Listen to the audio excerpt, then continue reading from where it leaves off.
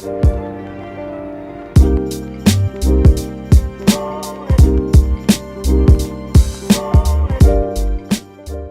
what's up guys, TechTime here and I'm back again with a brand new video. So before I begin, I just want to thank you all so much for watching. Make sure you subscribe if you haven't already. So with that being said, today we're going to be taking a look at the T-Mobile Revvl 7 Pro. So this is part of the T-Mobile Metro by T-Mobile phone lineup of 2024. So let's talk about them, beginning with the design itself. So the back itself has this kind of frosted material that, while it looks good, it feels decent, it is very slippery and it does catch fingerprints, and it does have this really nice dark blue color that makes it stand out a little bit. However, I do have to say that this phone almost looks like a OnePlus relative. On the sides themselves, they are glossy, which helps a little bit with the grip, but then again, it does catch smudges and things like that. The back also has your quad camera setup with your 50 megapixel wide sensor, your ultra wide, macro, and a depth sensor. More on that later on in the video, and it blends in very nicely with the phone itself. So the bottom has your ports. In 2024 you still get a 3.5mm headphone jack, your USB-C that does support quick charge, and your bottom facing speaker as well as a microphone. If you look at the right hand side, you will get your colored power button, which has this kind of T-Mobile color scheme to it, and the volume up and down. The power button also doubles as your fingerprint sensor. The buttons themselves, they're fairly clicky. They're much more clickier and more tactile than the T-Mobile Revvl 7 itself. However, they could be better. Overall though, as a design, I respect it. I think that it's definitely an upgrade and makes this phone stand out from the standard Revvl 7. Switching the topic of conversation, and this is where things get a little bit interesting. So on the front you do have this OLED display, and it is a 6.78 inch 2436 by 1080p. Like I said, it is an AMOLED display, and it's definitely a much improved display from the previous generation, right? Everything about an OLED display, or the qualities of an OLED display, is here.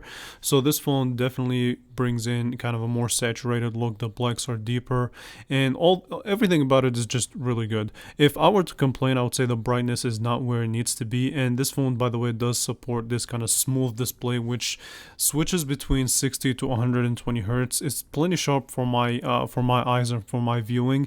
If I were to, I don't want to say complain, if I were to say that it will have one downside, would be in the future. Will we see burn-in within this display, or is it genuinely a solid quality AMOLED display? Overall though, watching your content, consuming social media, things like that, will be really good, and I genuinely don't have anything to complain about this right off first impressions. Okay, so now let's flip the page and talk a little bit about the performance of this device. So this phone does support the Qualcomm Snapdragon 6 Gen 1 processor. It is an octa-core chip. You also get a 5000 mAh battery, a nicely sized 8GB of RAM, which is crazy for a $299 device, as well as 15 watt of wireless charging capability. So that's also an extra thumbs up. In addition to that, you do get a standard 256 gigabytes of storage. So there are a lot of perks when it comes to the performance. Now, the processor itself is definitely on the lower end, so it's not going to be outclassed, or it's not going to be a stupid crazy fast device. However, for my analysis and for my first impressions, everything that I did with this phone seemed genuinely quick. So opening up apps, going through social media, trying to navigate through the phone itself, browsing the web, reading articles, things of that nature, this phone handled it no problem. The amount of RAM that it has, which is ridiculous, I really think it's a flex, is fantastic for multitasking and things of that nature. And when I did my benchmark scores and when I played light gaming, it didn't really give me any problems or anything like that, so I didn't see a lot of glitches. Now, as far as my benchmark scores, I did get a 900 single core and 2713 multi-core, which is right where I would say the Galaxy A54 would be at. So seems to be a solid performer. More on this in my full review, so make sure you subscribe, that way you don't miss out. Okay, so the next thing that I want to talk about is this camera system that the T-Mobile Revvl 7 Pro has. So we get a quad camera setup with the following specs. So you get a 50 megapixel main sensor as well as a 5 megapixel ultra wide and a dual sensor where one is acting as your depth and the other one is acting as your macro sensor, and they're both at 2 megapixels. And you also have this kind of dual tone flash where one shoots a regular flash, the other one kind of gives you that warmer tone flash.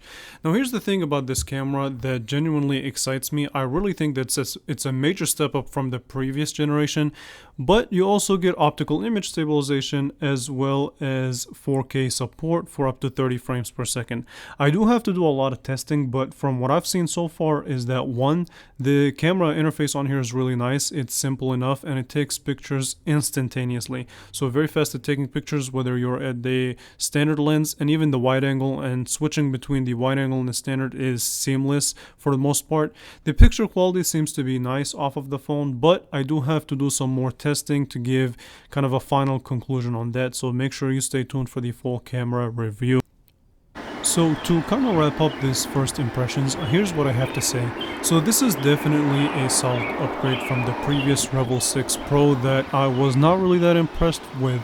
And I know that this phone does resemble like the OnePlus of the world, but that's not a bad thing.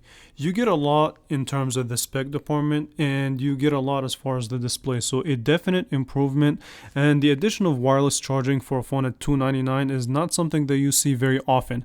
Even the Galaxy A25 that's at the same price point does not have that, so keep that in mind. I genuinely want to put this phone through its paces, test it out to its fullest and see what it's actually capable of, and then I'll draw out a proper conclusion. So make sure you stay tuned and be subscribed to see that video. So with that being said, I want to thank you all so much for watching, and I will definitely catch you guys in the next one. Thank you guys so much for watching.